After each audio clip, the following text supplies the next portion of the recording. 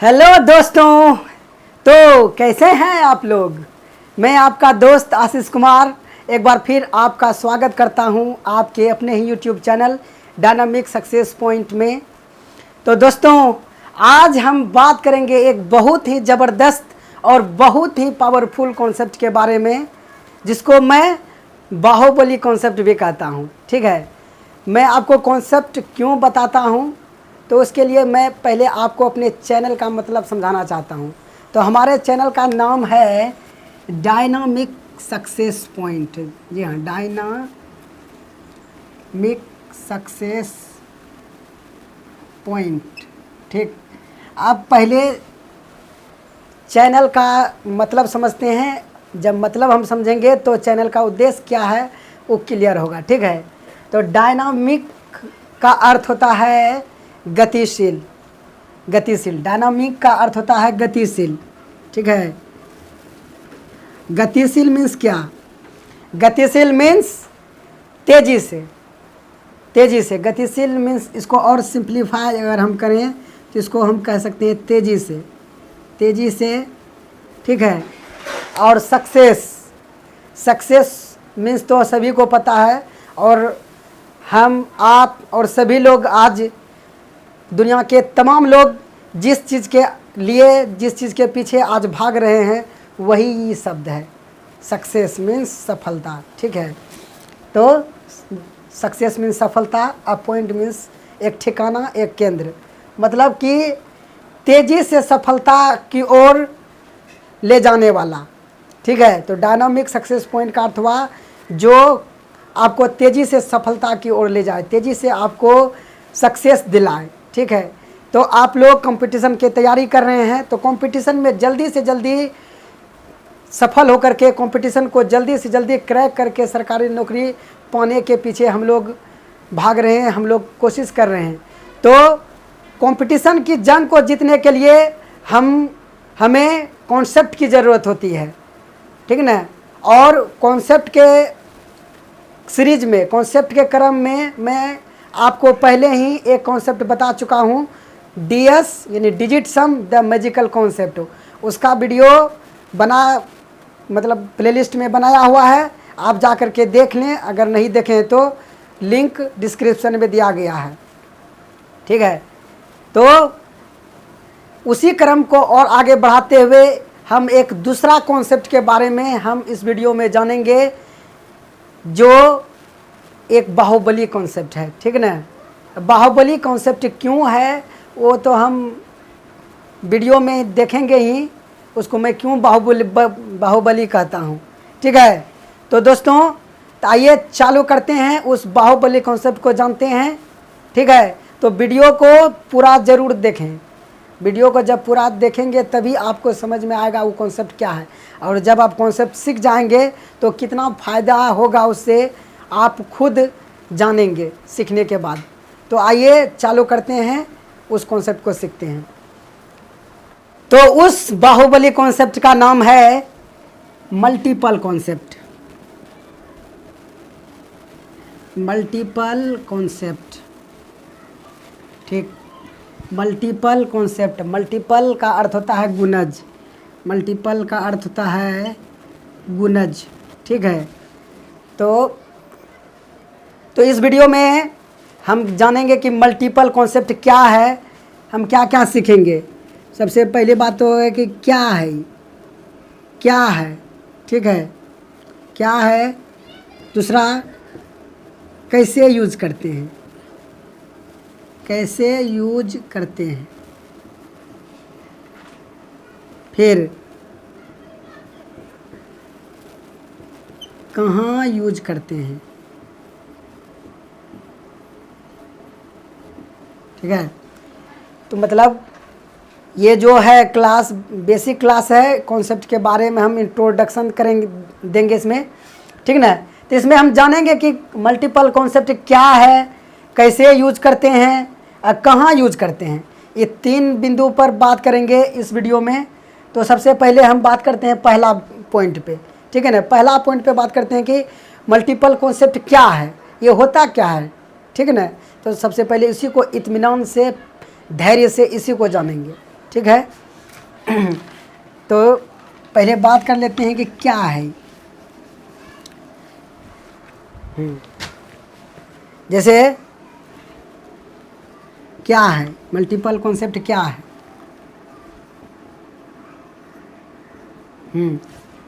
जैसे 3 संख्या है 4 गुना 3 गुना 7, ठीक ना। इसको हम गुना करेंगे तो कितना आएगा? 4 × 12 = 84। देखिए 84, 4 × 12 = 84 आया। 84 में 4 से भी पूरा पूरा भाग लगेगा, 3 से भी पूरा पूरा भाग लगेगा और 7 से भी पूरा पूरा भाग लगेगा। क्यों लगेगा? क्योंकि गुणा में 4 3 7 मौजूद है, तो गुणनफल में भी 4 3 7 मौजूद रहेगा। तो हम कह सकते हैं कि ई 4 का भी पहरा है। गुणज मतलब होता है पहरा, ठीक ना, भाग लगने वाला। गुणज मीन्स होता है पहरा, भाग लगने वाला। मतलब अगर 12 4 का एक पहरा है, ठीक ना, 12 एक 4 का गुणज है, मतलब 12 में 4 से भाग लगेगा, ठीक है। तो यहाँ हम देख रहे थे 4 × 12 = 84 है, ठीक। तो इतना ये गुना करने पे 84 आया है। तो गुना में मौजूद है 4 3 7, तो गुणनफल में भी मौजूद है। मीन्स ये 4 का भी मल्टीपल है, 4 का मल्टीपल, 4 का मल्टीपल, ये 3 का भी मल्टीपल है, 3 का मल्टीपल यानी 3 का गुणज, और ये 84 7 का भी मल्टीपल है, 7 का मल्टीपल, ठीक ना। मतलब ये 84 में अगर 4 से भाग देंगे तो पूरा पूरा भाग लगेगा, और 3 से भी भाग देंगे तो पूरा पूरा भाग लगेगा, और 7 से भी भाग देंगे तो पूरा पूरा भाग लगेगा। और इसको यदि एक साथ करें 7 या 21, तो 84 21 का भी मल्टीपल है, 21 का मल्टीपल, 21 का मल्टीपल, ठीक। और यदि इसको साथ में ले लें 4 × 12, तो 84 12 का भी मल्टीपल है, 12 का मल्टीपल, ठीक है ना। और यदि इसको साथ में लें तो 7 × 28, लेकिन 28 का भी मल्टीपल है। मल्टीपल मीन्स इसमें अगर 28 से भी पूरा पूरा हम यदि भाग देंगे तो 28 से भी पूरा पूरा भाग लगेगा, 12 से भी इसमें लगेगा भाग, 21 से भी लगेगा भाग, 7 से भी लगेगा, 3 से भी और 4 से भी, ठीक ना।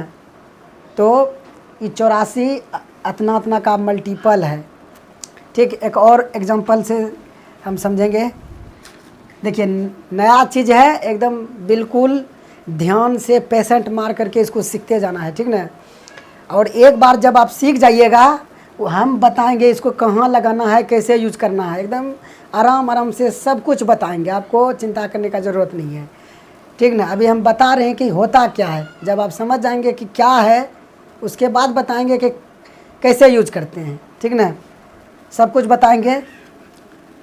तो ये बात समझ में आया। एक और उदाहरण लेते हैं, जैसे 5 × 9 × 10, ठीक। तो गुणनफल कितना आएगा? 9 × 5 = 45 पे एगो 0 देंगे। देखिए तो 5 9 10 गुना किए तो 450 आया, यानी कि 450 जो है उसमें 5 भी रहेगा, 5 रहेगा तो 5 का ही मल्टीपल हो गया, 5 का मल्टीपल, ठीक। अब इसमें 9 है तो 9 का भी मल्टीपल हो गया, ठीक ना। और 10 है तो ये 10 का भी मल्टीपल हो गया, ठीक।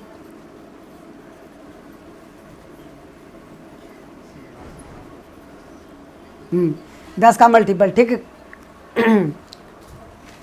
तो मतलब 450 में हम 5 से भी भाग देंगे तो पूरा पूरा भाग लगेगा। क्यों लगेगा? क्योंकि गुना में मौजूद है 5, तो गुणनफल में भी 5 रहेगा। उसके बाद जब हम भाग देंगे 5 से तो पूरा पूरा भाग लगेगा, क्योंकि 5 का भी मल्टीपल है। उसी प्रकार से 9 गुना में मौजूद है तो गुणनफल में भी 9 मौजूद रहेगा, और तो 9 से हम भाग देंगे तो 9 से पूरा पूरा भाग लगेगा, ठीक। तो हम कह सकते हैं कि अगर 9 से इसमें पूरा पूरा भाग लगेगा तो ये 9 का मल्टीपल है। उसी प्रकार से 10 से इसमें लगेगा पूरा पूरा भाग, क्योंकि गुणों में मौजूद है 10, गुणनफल में भी 10 रहेगा, तो 10 का मल्टीपल हो गया, ठीक ना। तो 10 से इसमें पूरा पूरा भाग लगेगा, ओके। चलिए और एग्जाम्पल से इसको हम समझने की कोशिश करेंगे।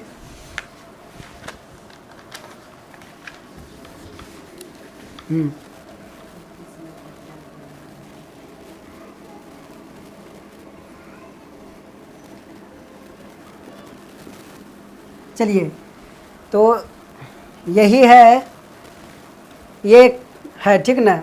इसका गुणनफल हमको बताना है तो कितना आएगा, ठीक। यदि एग्ज़ाम में ऐसा आ जाए और ऑप्शन दिया हुआ हो तो हम केवल मल्टीपल चेक करके बता देंगे कि उत्तर क्या है।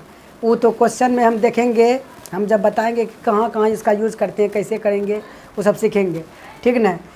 तो हम इसके गुणनफल के बारे में क्या अनुमान लगा सकते हैं, मतलब ये सबको गुणा करने पे कुछ संख्या प्राप्त तो होगा ना, हैं। तो उसके बारे में हम क्या अनुमान लगा सकते हैं? हम अनुमान लगा सकते हैं कि जो संख्या होगा वो 18 का मल्टीपल होगा, ठीक। 18 का मल्टीपल होगा, ठीक ना। जो भी संख्या होगा, क्यों 18 का मल्टीपल होगा? क्यों 18 का मल्टीपल होगा? क्योंकि गुणों में 18 मौजूद है, तो गुणनफल में भी 18 रहेगा ही रहेगा, ठीक है। तो 18 का मल्टीपल होगा गुणनफल, और 36 का भी होगा ये गुणन, मतलब कि 36 का मल्टीपल होगा, 36 का, 40 का, ठीक। एक तो ये लगा दिए, लेकिन यहाँ देख लें 18 में 9 आता है, ठीक है ना। तो 9 का भी मल्टीपल होगा ये जो संख्या होगा वो 18 का मल्टीपल है, मतलब 18 से उसमें भाग लगेगा पूरा पूरा। जब 18 से लगेगा भाग तो 9 से भी उसमें भाग लगेगा पूरा पूरा, तो ठीक है। तो वो ये संख्या 9 का भी मल्टीपल हो जाएगा। उसी प्रकार से यहाँ देखने 4 है, 4 9 36, 4 का भी मल्टीपल होगा। 10 40 है तो इसमें 10 है, ये 10 का भी मल्टीपल हो जाएगा, यानी 10 का भी मल्टीपल होगा। 10 से भी पूरा पूरा भाग लगेगा, 4 से भी इसमें पूरा पूरा भाग लगेगा, 9 से तो लगभग करेगा। तो इस प्रकार से हम इतना चीज़ अनुमान लगा लिए कि इसका जो भी गुणनफल होगा, हमको गुणनफल ज्ञात नहीं करना है, करने का हम कर सकते हैं, ठीक ना, हमको लेकिन ज्ञात नहीं करना है, हमको कॉन्सेप्ट सीखना है। बिना एग्जैक्ट वैल्यू ज्ञात किए हम उत्तर कर सकते हैं कॉन्सेप्ट के थ्रू, ठीक है ना। इसलिए हम कॉन्सेप्ट बताते हैं, ठीक। तो वो क्वेश्चन में देखेंगे कैसे यूज करते हैं। तो यहाँ हम सीखें कि जो इस संख्या का जो भी गुणनफल होगा वो 18 का मल्टीपल होगा, 36 का होगा, 40 का होगा। 18 का हुआ तो 9 का भी होगा मल्टीपल, ठीक ना। 4 का भी होगा, 10 का भी मल्टीपल होगा, यानी ये सब संख्या से इसमें पूरा पूरा भाग लगेगा। अब हम भाग लगा करके विभाज्यता का नियम लगा करके चेक कर लेंगे कौन है, ठीक है। तो मल्टीपल कॉन्सेप्ट क्या है, एक और उदाहरण से समझते हैं कि मल्टीपल कॉन्सेप्ट क्या है, ठीक है। जैसे कि 9 गुना 4 गुना 7 गुना 12, ठीक। और इसके नीचे में है 3 गुना 2, ठीक ना। तो इसको हल करने पे जो भी संख्या प्राप्त होगा उसके बारे में हम क्या क्या अनुमान लगा सकते हैं, मतलब इसको हल करेंगे तो कुछ हमको संख्या प्राप्त होगा, तो उसके बारे में हम क्या कर सकते हैं। देखिए 9 का मल्टीपल हम नहीं कर सकते हैं, 9 है गुना में मौजूद है, लेकिन 9 का मल्टीपल नहीं कर सकते हैं। जब बटे में हो तो निचलका से ऊपर लका को कटाएंगे, जो कटता है वो गुणनफल में नहीं होगा, क्योंकि वो कटिया जाता है तो गुणनफल में होगा नहीं। वो जब गुणनफल में नहीं होगा तो उसका मल्टीपल भी नहीं होगा। जैसे 3 से कट गया 3, ठीक ना, ये 2 से 2 कट गया ये, अब नहीं कटने वाला है। अब इसका हम गुणनफल निकालेंगे, ठीक। तो अब देखिए क्या क्या हो सकता है। तो वो 3 का जो होगा क्या क्या हो सकता है, ये 3 का मल्टीपल हो सकता है, 3 का मल्टीपल होगा, हो सकता नहीं होगा। इसमें 7 है, 7 का मल्टीपल होगा। 12 है तो 12 का मल्टीपल होगा। 2 है तो 2 का मल्टीपल होगा, ठीक ना। तो मतलब कि अगर बटे में हो, भिन्न में हो, ठीक है। तो अगर भिन्न में हो तो निचलका से ऊपर लका जो नहीं कटता है वही गुणों में मौजूद होगा, उसी का मल्टीपल हम चेक करेंगे। कटने वाला को नहीं देखेंगे क्योंकि वो तो कटिए जाएगा, और जब कटिए जाएगा तो गुणनफल में मौजूद नहीं रहेगा, ठीक है। समझ में आ बात। जैसे कि यहीं 7 गुना 4 है और नीचे में 7 हो गया, ठीक ना। एक एग्जाम्पल लिए तो 7 कटिए गया तो गुणनफल में 7 कहाँ से आएगा। यदि नहीं कटता, यदि 7 मतलब कि 7 ऐसे करके 7 चौक 28 कट नहीं कटा, तब जा कर के गुणनफल में 7 होगा, यानी गुणनफल 7 का मल्टीपल होगा। लेकिन यहाँ तो कटिए गया था 7 से 7, जो कट जाएगा उसका मल्टीपल नहीं मौजूद होगा गुणनफल में। क्लियर? तो ये बात रखना है। तो हम जब क्वेश्चन को करेंगे तो कई बार हमारे सामने में ऐसा नौबत आ जाता है हल करने के बाद कि अब हमको कटा छटा करके उत्तर लाना है, तो उस कंडीशन में हम मल्टीपल चेक करके भी उत्तर ला सकते हैं। ठीक ना? तो हम क्वेश्चन में देखेंगे तो समझ में आ गया होगा कि मल्टीपल कॉन्सेप्ट क्या होता है। ठीक, तो चलिए अगला पॉइंट के बारे में हम बात करेंगे कि इसको यूज कैसे करना है। ठीक ना? इसको कैसे यूज करते हैं अगला पॉइंट में डिस्कस करते हैं। तो आइए दूसरा पॉइंट हम डिस्कस करते हैं कि इसको यूज कैसे करें। ठीक ना? कैसे यूज करें, कैसे यूज करें, यूज करें, कैसे यूज करें। देखिए बहुत ही इम्पोर्टेंट पॉइंट है ये कि कैसे यूज करें। आप कुछ भी चीज़ सीखते हैं, कुछ भी नया चीज़ सीखते हैं, कोई नया कॉन्सेप्ट सीखें, कितनों बढ़िया आप सीख लिए, यदि आपको ये पता नहीं है कि इसको यूज कैसे करना है तो बेकार है। ठीक ना? तो कोई भी चीज़ तभी हमको फ़ायदा पहुंचा सकता है जब हम जानेंगे कि वो कैसे ही उसको यूज करते हैं। ठीक ना? तो बहुत ही इम्पोर्टेंट चीज़ है, तो इसको कैसे यूज करें तो यही हम डिस्कस करेंगे। और हाँ, एक बात जो बहुत ज़रूरी चीज़ है कि आप इसको यूज करने के लिए अच्छी तरह से यूज कैसे कर सकते हैं, उसके लिए आपको डिविजिबिलिटी रूल यानी विभाज्यता के नियम पता होना चाहिए। यदि आपको पता है तो बहुत अच्छी बात है, यदि आपको नहीं पता है तो भी आपको चिंता करने की कोई ज़रूरत नहीं है। ठीक ना? मैंने आपके लिए ऑलरेडी विभाज्यता पर प्लेलिस्ट बना रखा है। ठीक ना? लिंक डिस्क्रिप्शन में मौजूद है, आप इस वीडियो को देखने के बाद देख लें, ज़रूर देख लें यदि नहीं जानते हैं डिविजिबिलिटी रूल तो। ठीक ना? क्योंकि मल्टीपल कॉन्सेप्ट डिविजिबिलिटी रूल पर ही आधारित है। जब तक वो नहीं आपको पता रहेगा तब मज़ा नहीं लगेगा इस कॉन्सेप्ट सीखने का, उतना फ़ायदा नहीं देगा। ठीक ना? यदि आप पढ़ रखे हैं तो बहुत बढ़िया बात है, अच्छी बात है। तो चलिए आइए जानते हैं कि इसको कैसे यूज़ करते हैं। ठीक ना? चलिए, तो मान लिया जाए कि 1200 रुपया है। ठीक है ना? 1200 रुपया है और वो 2 आदमी में बांट दिया। ठीक है? तो 2 आदमी में उसको बांट दिया। 2 आदमी कौन कौन है? ए और बी है। 2 आदमी ए और बी है और बांट दिया। कैसे बांट दिया है? 3:7 में बांट दिया। ठीक ना? मतलब कि 1200 को 2 आदमी ए और बी में 3:7 में बांट दिया। ठीक है? यानी कि ए को 3 भाग मिलेगा तो बी को 7 भाग मिलेगा। तो बोला कि ए को कितना मिलेगा। ठीक, तो ए को कितना मिलेगा, एकदम बिल्कुल सिंपल सा चीज़ है। ठीक ना? समझाने के लिए हैं। ठीक ना? तो बोला ए का कितना चीज़ है, तो आप अनुपातिक राशि से हल करेंगे इसको। तो इसको मानेंगे अनुपातिक राशि x मानेंगे तो ये हो जाएगा 3x, ये हो जाएगा 7x। तो बोला ए को कितना मिलेगा, तो ए को कितना मिलेगा, तो मिलेगा 3x। अब हम हल करके लाएंगे x का वैल्यू। ठीक ना? x का वैल्यू लाएंगे और उसमें उसको हम 3 से गुना कर देंगे तो a का जो हिस्सा है वो मिल जाएगा। ठीक ना? तो जो भी हम लाएंगे x का मान उसको हम 3 से गुना करेंगे। जब गुना करेंगे 3 से तो गुणनफल में भी 3 रहेगा। ठीक ना? x का जो भी वैल्यू लाएंगे, चलिए थोड़ा हल करके दिखाते हैं। ठीक ना? तो मतलब कि अनुपातिक राशि x मान लिए हम, अनुपातिक एक मान लिए x, तो हो गया ये 3x, ये हो गया 7x, और दोनों का हिस्सा मिला करके कितना है 12x, और ये अनुपात में यहाँ कितना हो रहा है 10x, यानी 10x का मान दिया है 1200 रुपया। ठीक है? अब इसको हम कटाते हैं तो x का मान आ गया 120। अब बोला का a का हिस्सा ज्ञात करें, तो a का हिस्सा कितना है 3x है, और x का मान अभी हम तुरंत ज्ञात किए हैं 120। ठीक ना?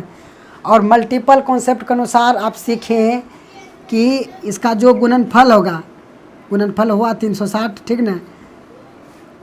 उसमें 3 रहेगा। ठीक ना? उसमें 3 रहेगा और 12 भी रहेगा और 10 भी रहेगा। 120 में 12 और 10 आता है, 12 दहिया 20 से।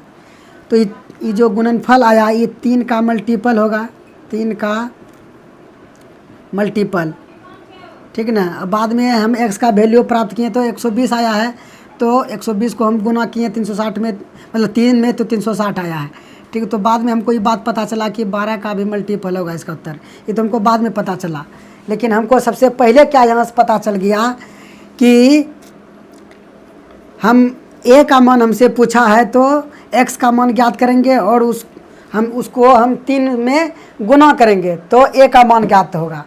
तो हम यहीं से पता कर लिए जो भी a का मान होगा वो 3 का मल्टीपल होगा, ठीक है।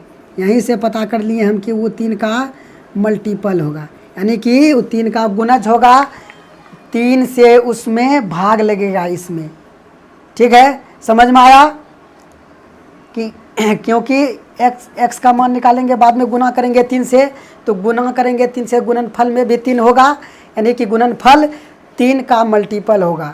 तो यहीं से डायरेक्ट हम देख लिए कि a का जो भी मान होगा वो 3 का मल्टीपल होगा, नहीं उसमें 3 से पूरा भाग लगेगा। उसी प्रकार से बोल दिया b का वैल्यू ज्ञात कीजिए, तो b का वैल्यू है 7x। यदि हमको पहले x का पता नहीं है, x का मान हम नहीं निकाल के रखे हुए हैं, तो भी हम कह सकते हैं कि b का जो भी मान होगा वो 7 का मल्टीपल होगा ही होगा, ठीक ना। 7 का मल्टीपल यानी 7 का गुणज होगा ही होगा, ठीक है ना। मतलब x का मान निकाले, x का बिना मान निकाले हम कह सकते हैं कि b का जो भी मान होगा वो 7 का मल्टीपल होगा। यदि ऑप्शन दिया हुआ रहे तो ऑप्शन से चेक कर लेंगे कि कौन है 7 का मल्टीपल। यदि 7 का मल्टीपल जो होगा वो b का मान होगा। उसी प्रकार a का मल्टीपल, मतलब a का मान पूछा, a का क्या मान होगा, a का हिस्सा कितना होगा, तो a का जो भी हिस्सा होगा वो 3 का गुणज होगा, यानी 3 का मल्टीपल होगा, यानी उसमें 3 से भाग लगेगा पूरा, ठीक है। तो इस प्रकार से हम यूज करते हैं मल्टीपल कॉन्सेप्ट का, ठीक ना। तो उम्मीद है कि समझ में ज़रूर आया होगा। तो अब हम इतना को लिखने का अब ज़रूरत नहीं है। अब देखिए यहाँ से हमको क्या बात पता चल गया कि दो को आदमी है, 1200 बांट दिया गया है उसमें और 3:7 में बांटा है। बोलेगा a का हिस्सा बताइए, तो a का हिस्सा होगा 3 का मल्टीपल। डायरेक्ट यहाँ से हम जान लिए कि a का जो भी मान होगा वो 3 का मल्टीपल होगा, यानी 3 का गुणज होगा। अगर बोलेगा b का कितना हिस्सा होगा, तो b का जो भी हिस्सा होगा, x का मान जो भी आएगा बाद में गुना करेंगे, 7 तो रहेगा ही उसमें, ठीक ना। तो 7 का मल्टीपल होगा, b का मान 7 का मल्टीपल होगा। उसी प्रकार से अगर इसमें पूछ ले कि a और b दोनों का हिस्सा कितना होगा, तो a प्लस b अगर पूछ ले, ठीक है ना, मतलब a प्लस b पूछ ले दोनों का हिस्सा कितना होगा, तो 10 यहाँ जोड़ दिए तो 10 का मल्टीपल होगा, वो 10 का मल्टीपल होगा। दोनों का अंतर पूछ ले, ठीक ना, a और b में अंतर, a और b में, ठीक है, a और b में अंतर पूछ ले। तो यहाँ देख लेंगे a और b में क्या अंतर है, ये कितना अंतर है, 4। तो a और b के हिस्सा का जो भी अंतर होगा एक्चुअल में वो 4 का मल्टीपल होगा, वो 4 का मल्टीपल होगा, ठीक ना। तो बिना क्वेश्चन को हल किए हम इतना को बात जान गए, केवल इतना को इन्फॉर्मेशन से कि a और b में 3:7 में बांट दिया गया है कुछ चीज़, 1200 रुपया, कुछ भी चीज़ हो सकता है, 1200 के स्थान पे कुछ भी कतनों मन हो सकता है, ठीक ना। क्वेश्चन टू क्वेश्चन ये वेरी कर सकता है, ठीक। तो हम केवल इतना को इन्फॉर्मेशन से इतना बात जान गए कि a का मान होगा तो 3 का मल्टीपल होगा, b का मान होगा 7 का मल्टीपल होगा, दोनों का योग होगा तो 10 का मल्टीपल होगा, अंतर होगा दोनों का तो 4 का मल्टीपल होगा, ठीक है ना। तो ये था हम कैसे यूज करेंगे। अब हम कहाँ इसका यूज करेंगे, ठीक ना, तो उसको हम डिस्कस करेंगे। उसको डिस्कस करने के लिए हम अगला वीडियो लाएंगे पार्ट 2, ठीक ना। उसमें हम आपको बिल्कुल अच्छी तरह से बताएंगे इसको हम कि कहाँ यूज करेंगे। ऐसा तो इसका कोई फिक्स चैप्टर नहीं है कि केवल फलना चैप्टर में ही इसका यूज किया जा सकता है। ये इतना ज़बरदस्त कॉन्सेप्ट है, इसको हम ऐसे ही बाहुबली कॉन्सेप्ट नहीं कहते हैं दोस्तों, ठीक ना।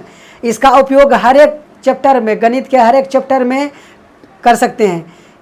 किसी किसी क्वेश्चन में हम डायरेक्ट इसका उपयोग करेंगे मल्टीपल कॉन्सेप्ट का, और किसी किसी कॉन्सेप्ट में डायरेक्ट इसका उपयोग नहीं कर सकेंगे, उस इनडायरेक्ट रूप में इसका उपयोग करेंगे, ठीक ना। तो हम क्वेश्चन टू क्वेश्चन देखेंगे कि कैसे इसका उपयोग करते हैं। तो अगला पार्ट में हम डिस्कस करेंगे, अगला पार्ट ज़रूर देखें। चलिए आइए मिलते हैं अगले पार्ट में।